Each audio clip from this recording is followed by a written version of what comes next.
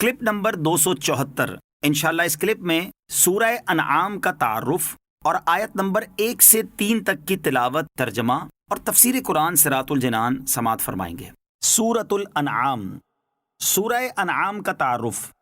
مقام نزول۔ حضرت عبداللہ ابن عباس رضی اللہ تعالی عنہما فرماتے ہیں کہ پوری سورہ انعام ایک ہی رات میں مکہ مکرمہ میں نازل ہوئی، اور انہی سے ایک روایت یہ بھی ہے کہ سورہ انعام کی 6 آیتیں مدینہ منورہ میں نازل ہوئیں اور باقی سورت ایک ہی مرتبہ مکہ مکرمہ میں نازل ہوئی۔ رکوع اور آیات کی تعداد، اس میں 20 رکوع اور 165 آیتیں ہیں۔ انعام نام رکھنے کی وجہ، عربی میں مویشیوں کو انعام کہتے ہیں، اور اس سورت کا نام انعام اس مناسبت سے رکھا گیا کہ اس سورت کی آیت نمبر 136 اور 138 میں ان مشرکین کا رد کیا گیا ہے جو اپنے مویشیوں میں بتوں کو حصہ دار ٹھہراتے تھے اور خود ہی چند جانوروں کو اپنے لیے حلال اور چند جانوروں کو اپنے اوپر حرام سمجھنے لگے تھے۔ سورہ انعام کی فضیلت، حضرت انس بن مالک رضی اللہ تعالی عنہ سے روایت ہے، رسول کریم صلی اللہ تعالی علیہ وسلم نے ارشاد فرمایا، سورہ انعام نازل ہوئی اور اس کے ساتھ بلند آواز سے تسبیح کرتی ہوئی فرشتوں کی ایک جماعت تھی، جس سے زمین و آسمان کے کنارے بھر گئے۔ زمین ان فرشتوں کی وجہ سے ہلنے لگی، اور رسول اللہ صلی اللہ تعالی علیہ وآلہ وسلم نے 3 مرتبہ سبحان ربی العظیم کہا۔ سورہ انعام کے مضامین۔ سورہ انعام قرآن مجید میں مذکور سورتوں کی ترتیب کے لحاظ سے پہلی مکی سورت ہے، اور اس کا مرکزی مضمون یہ ہے کہ اس میں اسلام کے بنیادی عقائد جیسے اللہ تعالیٰ کے وجود، اس کی وحدانیت، اس کی صفات اور اس کی قدرت کو انسان کی اندرونی اور بیرونی شہادتوں سے ثابت کیا گیا ہے۔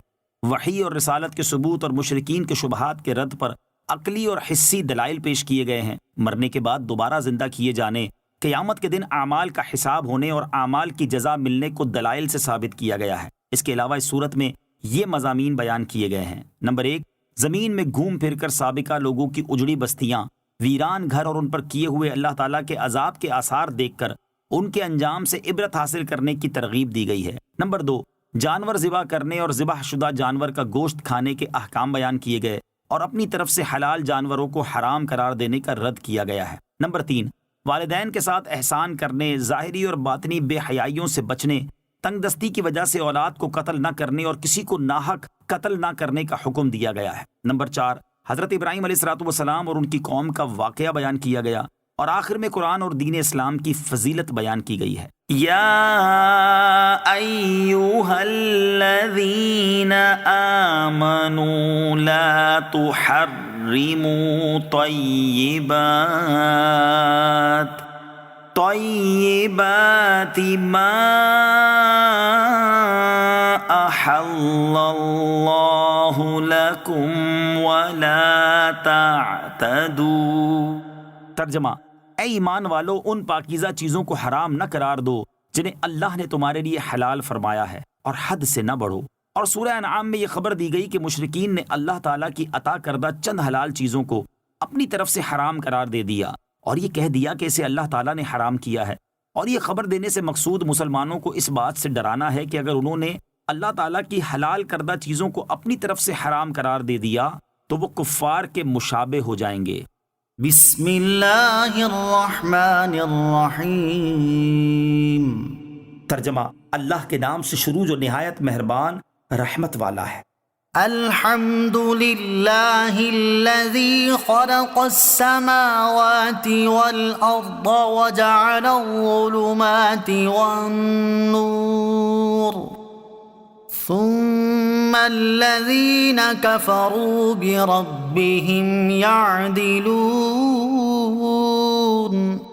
ترجمہ، تمام تعریفیں اللہ کے لیے ہیں جس نے آسمان اور زمین پیدا کیے اور اندھیروں اور نور کو پیدا کیا، پھر بھی کافر لوگ اپنے رب کے برابر ٹھہراتے ہیں۔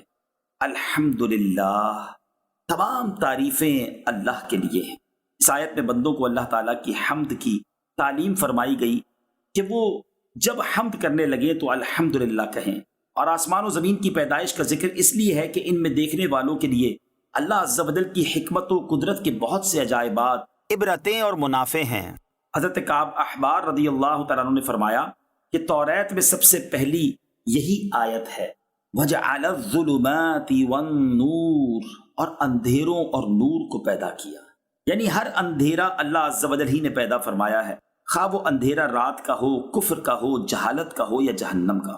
یوں ہی ہر ایک روشنی اسی نے پیدا فرمائی، خواہ وہ روشنی دن کی ہو، ایمان و ہدایت کی ہو، علم کی ہو یا جنت کی ہو۔ هو الذي خلقكم من طين ثم قضى أجلا وأجل مسمى عنده ثم أنتم تمترون۔ ترجمہ، وہی ہے جس نے تمہیں مٹی سے پیدا کیا، پھر ایک مدت کا فیصلہ فرمایا اور ایک مقررہ مدت اسی کے پاس ہے، پھر تم لوگ شک کرتے ہو۔ هو الذی خلقکم من طین، وہی ہے جس نے تمہیں مٹی سے پیدا کیا۔ اس آیت میں ان مشرکین کا رد کیا گیا ہے جو کہتے تھے کہ ہم جب گل کر مٹی ہو جائیں گے تو پھر کیسے زندہ کیے جائیں گے۔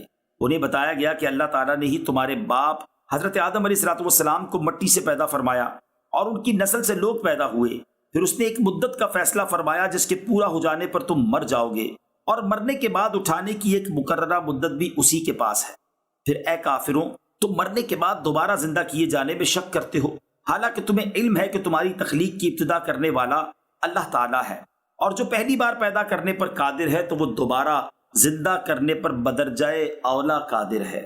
وَهُوَ اللَّهُ فِي السَّمَاوَاتِ وَفِي الْأَرْضِ يَعْلَمُ سِرَّكُمْ وَجَهْرَكُمْ وَيَعْلَمُ مَا تَكْسِبُونَ۔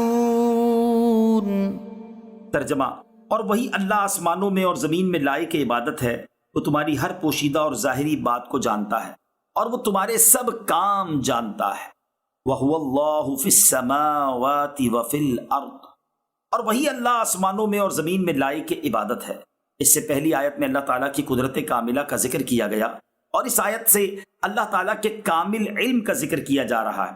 یاد رہے کہ اس آیت کا یہ مطلب نہیں کہ اللہ عز و جل آسمانوں اور زمینوں میں رہتا ہے، بلکہ یہ مراد ہے کہ ہر جگہ اس کی عبادت ہو رہی ہے، اور ہر جگہ وہی معبود حقیقی ہے، اور ہر جگہ اسی کی سلطنت و حکومت ہے، جیسا کہ ایک اور مقام پر اللہ تعالیٰ ارشاد فرماتا ہے، وَهُوَ الَّذِي فِي السَّمَاءِ إِلَٰهٌ وَفِي الْأَرْضِ إِلَٰهٌ وَهُوَ الْحَكِيمُ الْعَلِيمُ۔ ترجمہ، اور وہی آسمان والوں کا معبود ہے اور زمین والوں کا معبود ہے، اور وہی حکمت والا، علم والا ہے۔ یعلم سرکم وجہرکم، وہ تمہاری ہر پوشیدہ اور ظاہر بات کو جانتا ہے۔ امام غزالی رحمۃ اللہ تعالی علیہ فرماتے ہیں، اللہ تعالیٰ تمام معلومات کا عالم ہے، زمین کی تہ سے لے کر آسمانوں کی بلندی تک جو کچھ جاری ہے سب کا احاطہ فرمانے والا ہے۔ وہ ایسا عالم ہے کہ اس کے علم سے زمین و آسمان کا کوئی ذرہ باہر نہیں جا سکتا، بلکہ وہ سخت اندھیری رات میں صاف چٹان پر چلنے والی سیاہ چونٹی کے چلنے کی آواز کو بھی جانتا ہے۔ وہ فضا میں ایک ذرے کی حرکت بھی جانتا ہے۔ وہ پوشیدہ امور سے واقف اور دلوں کے وسوسوں، خیالات اور پوشیدہ باتوں کا علم رکھتا ہے۔ اس کا علم قدیم ازلی ہے، اور وہ ہمیشہ ہمیشہ اس علم کے ساتھ موصوف رہا ہے۔ اس کا علم جدید نہیں، اور نہ ہی وہ اس کی ذات میں آنے کی وجہ سے حاصل ہوا ہے۔